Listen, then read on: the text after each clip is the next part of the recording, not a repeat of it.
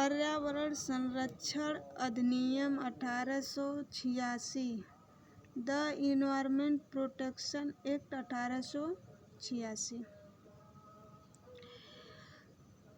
मानवीय पर्यावरण के संरक्षण तथा सुधार के लिए जून 1972 स्टॉकहोम स्वीडन के सम्मेलन में अनेक विनिश्चय हुए।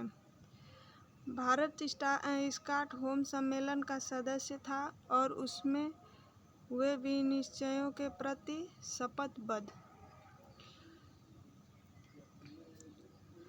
सम्मेलन के विनिश्चयों तथा भोपाल गैस त्रासदी के पश्चात पर्यावरण संरक्षण हेतु विधि की आवश्यकता हुई। पर्यावरण संरक्षण अधिनियम वर्ष 1986 में पारित हुआ। अधिनियम को राष्ट्रपति की सहमति 23 मई 1986 को मिली। 19 नवंबर 1986 से यह अधिनियम लागू हुआ।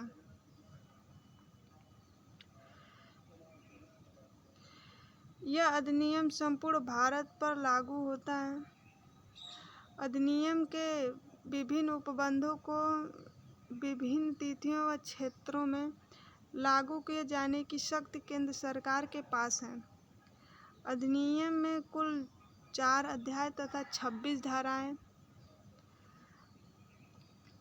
अधिनियम की धारा 2 में महत्वपूर्ण पदों की परिभाषा दी गई है। धारा 2 क में जल, वायु और भूमि तथा मानवीय प्राणी, अन्य जीवित प्राणी, पौधे, सूक्ष्म जीवाणु तथा संपत्ति और उनके बीच विद्यमान अंतर संबंध को पर्यावरण कहा गया है। पर्यावरण प्रदूषण का तात्पर्य ऐसे ठोस, द्रव तथा गैस पदार्थों से है जो ऐसी सांद्रता में उपस्थित जो पर्यावरण के लिए क्षतिकारक हैं या क्षतिकारक हो सकते हैं। धारा 2 ख में बताया। पर्यावरण प्रदूषण से तात्पर्य पर्यावरण में पर्यावरण प्रदूषण का विद्यमान होना। धारा 2 ग में दिया। धारा 2 ड के अनुसार कोई ऐसा पदार्थ या निर्मित जो अपने रासायनिक या भौतिक रासायनिक गुणों के कारण या किसी समव्यवहार के कारण मानव, अन्य जीवित प्राणियों, पौधों, सूक्ष्म जीव, संपत्ति या पर्यावरण को हानि पहुंचाता हो, परिसंकटमय पदार्थ कहा जाता है। पर्यावरण की गुणवत्ता में सुधार लाने तथा संरक्षण हेतु एवं पर्यावरणीय प्रदूषण के निवारण हेतु सभी प्रकार के उपाय करने की शक्ति धारा 3 में केंद्र सरकार को दी गई है। धारा 3(2) के अंतर्गत प्रदूषण नियंत्रण के उपायों में राज्य सरकारों, अधिकारों व प्राधिकारों द्वारा बनाए गए नियमों का समन्वय, राष्ट्रव्यापी कार्यक्रम की योजना निर्माण व निष्पादन, विभिन्न आयामों की गुणवत्ता के लिए मानक निर्धारित करना,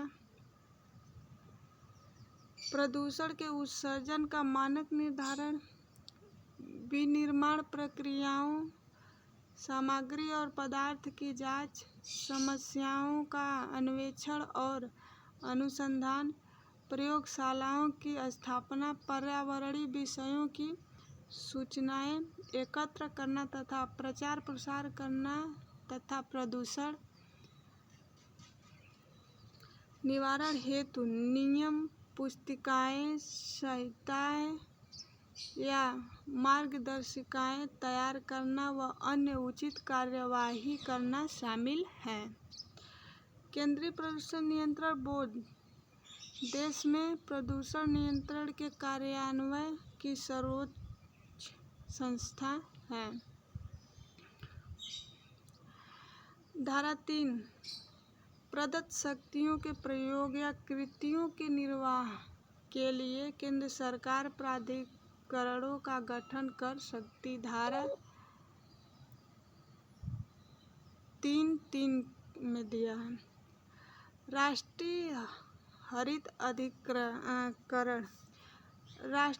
अधिकरण अधिनियम 2010 धारा 3 के अधीन स्थापित किया गया है। धारा 4 केंद्र सरकार द्वारा अधिकारियों की नियुक्ति और उनकी शक्तियों के विषय में है। धारा 5 के अनुसार केंद्र सरकार किसी व्यक्ति, प्राधिकारी या अधिकारी को लिखित निर्देश दे सकती है जो बाध्यकारी होते हैं। लिखित निर्देशों में किसी उद्योग, संक्रिया या प्रक्रिया को बंद, प्रतिषेध या विनियमित करना तथा विद्युत, जल या अन्य किसी सेवा को बंद या विनियमित करना शामिल हो सकता है।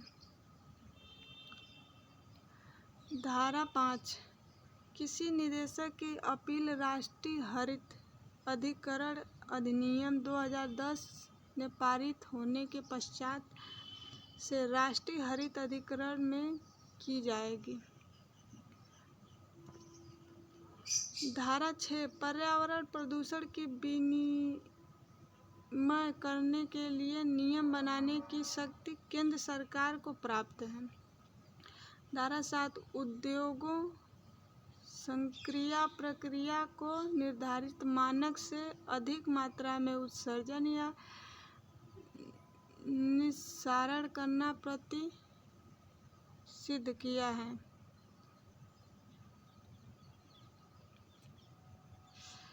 परिसंकटमय पदार्थों में समव्यवहार करते समय रक्षा उपायों तथा विहित प्रक्रिया का अनुपालन किया जाना। धारा 8 में किसी घटना, दुर्घटना अथवा आकस्मिक कृत्य के कारण मानक से अधिक पर्यावरण प्रदूषणकारी निस्सारण होने पर उत्तरदायी व्यक्ति निर्धारित प्राधिकरण अथवा अभिकरण को सूचना देगा तथा मांग किए जाने पर भी सभी की सहायता देगा। धारा 9 में बताया गया। उपचारात्मक कार्यवाही में हुए खर्च को ब्याज के साथ भू राजस्व के बकाया की तरह वसूल किया जा सकता है। धारा 9(3) धारा 10 केंद्र सरकार द्वारा इस निमित्त सशक्त किए गए किसी व्यक्ति को किसी स्थान में प्रवेश तथा निरीक्षण की शक्ति प्रदान की। किसी कारखाने, परिसर या अन्य स्थल में जल, वायु, मिट्टी या अन्य पदार्थ का विहित तरीके से नमूने केंद्र सरकार या उसके द्वारा आसक्त किसी अधिकारी की शक्ति धारा 11 में दी गई। धारा 12 केंद्र सरकार द्वारा पर्यावरणीय प्रयोगशालाएं स्थापित करने का प्रावधान करती है। पदार्थों के नमूनों के विश्लेषण के प्रयोजन के लिए सरकारी विश्लेषक नियुक्त किए जा सकते हैं। धारा 13 में कहा गया है सरकारी विश्लेषण की रिपोर्ट साक्ष्य के रूप में उपयोग की जा सकेगी। धारा 14 अधिनियम के उपबंधों, नियमों, आदेशों और निर्देशों के उल्लंघन के लिए दंड का प्रावधान। धारा 15 में प्रत्येक उल्लंघन या असक्तता के लिए 5 वर्ष तक का कारावास या 1 लाख रुपए का जुर्माना या दोनों का दंड किया जा सकता है।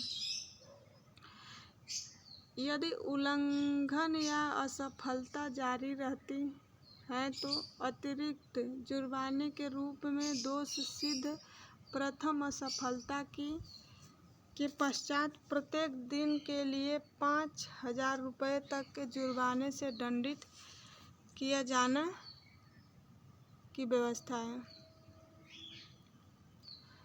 दोष सिद्ध की तिथि में 1 वर्ष के पश्चात भी असफलता जारी रखती है तो कारावास की अवधि 7 वर्ष की हो सकेगी। कंपनियों द्वारा अपराध धारा 16 में दंडनीय है। सहकारी विभागों द्वारा अपराध धारा 17 में दंडित बनाती है।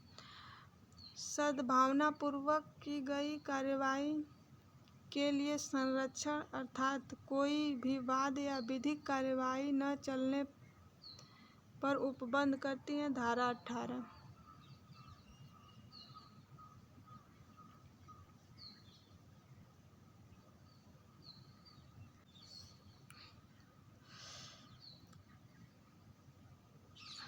न्यायालय अधिनियम के अधीन अपराध का संज्ञान केंद्र सरकार अथवा प्राधिकृत किसी प्राधिकारी या अधिकारी के परिवाद पर करेगा। किसी अन्य व्यक्ति द्वारा परिवाद किए जाने के आशय की लिखित सूचना केंद्रीय सरकार या इस नियमित प्राधिकारी को कम से कम 60 दिन पूर्व देनी होगी। धारा 3 के अधीन प्राधिकरण के सदस्यों, अधिकारियों एवं कर्मचारी भारतीय दंड संहिता 1860 की धारा 21 के अनुसार लोक सेवक होंगे। धारा 21 में बताया। सिविल न्यायालय की अधिकारिता का वर्णन धारा 22 में दिया गया है।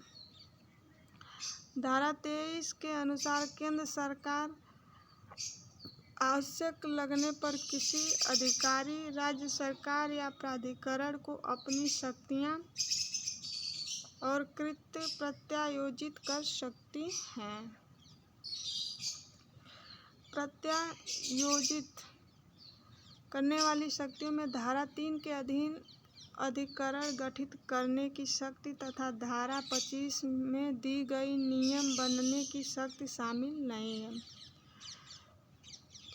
इस अधिनियम के प्रावधान तथा उनके अधीन बनाए गए नियम अन्य अधिनियम के ससंगत होते हुए भी अभिभावी होंगे।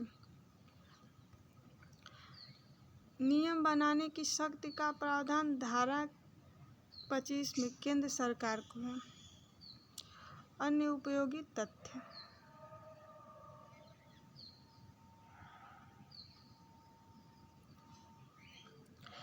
पृथ्वी सम्मेलन रियो डी जेनेवा, ब्राजील में वर्ष 1992 में आयोजित किया गया था। सतत विकास पर विश्व शिखर सम्मेलन वर्ष 2002 में जोहान्सबर्ग में संपन्न हुआ। वर्ष 2012 में रियो डी जेनेवा में आयोजित संयुक्त राष्ट्र सतत विकास पर सम्मेलन पर्यावरणीय संरक्षण हेतु प्रयास के उदाहरण हैं। एजेंडा 21 की सतत विकास पर संयुक्त राष्ट्र की गैर बाध्यकारी कार्य योजना पर्यावरण संरक्षण हेतु। भारतीय संविधान के अनुच्छेद 51 के खंड 6 में प्राकृतिक पर्यावरण को, जिसके अंतर्गत वन, झील, नदी और वन्य जीव है, रक्षा करना और उसका संवर्धन करना तथा प्राणी मात्र प्रति दया भाव रखना प्रत्येक व्यक्ति की मूल कर्तव्य बताया गया है। संविधान का अनुच्छेद 48 का पर्यावरण का संरक्षण तथा संवर्धन और वन्य तथा वन्यजीवों की रक्षा को राज्य के नीति निर्देशक तत्वों में शामिल करता है। धारा 25 के अधीन बनाए गए नियम संसद के समक्ष जबकि वह सत्र में हो 30 दिनों के भीतर रखे गए जाएंगे। धारा 26 कहता है वायु प्रदूषण निवारण तथा नियंत्रण अधिनियम 1981 को राष्ट्रपति की अनुमति 29 मार्च 1981 को प्राप्त हुई। यह अधिनियम 15 मई 1981 में संपूर्ण भारत में लागू। धारा 39 वायु प्रदूषण निवारण एवं नियंत्रण अधिनियम 1981 के उपबंध के उल्लंघन को दंडनीय बनाती है। शास्ति या दंड का प्रावधान न होने पर ऐसे निर्देशक के उल्लंघन के लिए 3 माह तक का कारावास या 10,000 रुपये तक का जुर्माना या दोनों से दंड की व्यवस्था दी गई। यदि उल्लंघन जारी रहता तो प्रथम दोष सिद्ध की तारीख के प्रत्येक दिन के लिए अतिरिक्त जुर्माना 10,000 रुपये तक का हो सकता है लगाया जाएगा। जल प्रदूषण निवारण तथा नियंत्रण अधिनियम 1974 को राष्ट्रपति की सहमति 23 मार्च 1974 को मिली। जल अधिनियम 1974 प्रथमतः असम, बिहार, गुजरात, हरियाणा, हिमाचल प्रदेश, जम्मू कश्मीर, कर्नाटक, केरल, मध्य प्रदेश, राजस्थान, त्रिपुरा, पश्चिम बंगाल तथा संघ राज्य क्षेत्र में लागू हुआ। अन्य राज्यों में इनका प्रवर्तन संविधान के अनुच्छेद 352(1) के रूप में अंगीकार किए जाने की तिथि से माना जाता है। अधिनियम की धारा 20, 32, 33 क के अधीन किसी निर्देशक के उल्लंघन या असफलता की स्थिति में दंड 3 माह तक के कारावास या 10,000 रुपये तक के जुर्माना या दोनों का हो सकता है। अपराध जारी रहने पर अतिरिक्त जुर्माना 5,000 रुपये तक प्रतिदिन के हिसाब से हो सकेगा। धारा 32 या 33 के अधीन निर्देशक के उल्लंघन या असफलता पर कारावास 1 वर्ष 6 माह से 6 वर्ष तक तथा जुर्माने में दंडनीय होगा।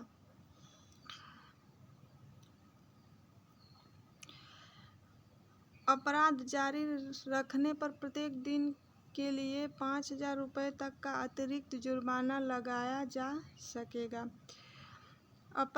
यदि अपराध का जारी रखना 1 वर्ष से अधिक अवधि हेतु जो न्यूनतम कारावास 2 वर्ष का होगा जो 7 वर्ष तक अधिकतम हो सकेगा तथा जुर्माने से भी दंडित किया जाएगा।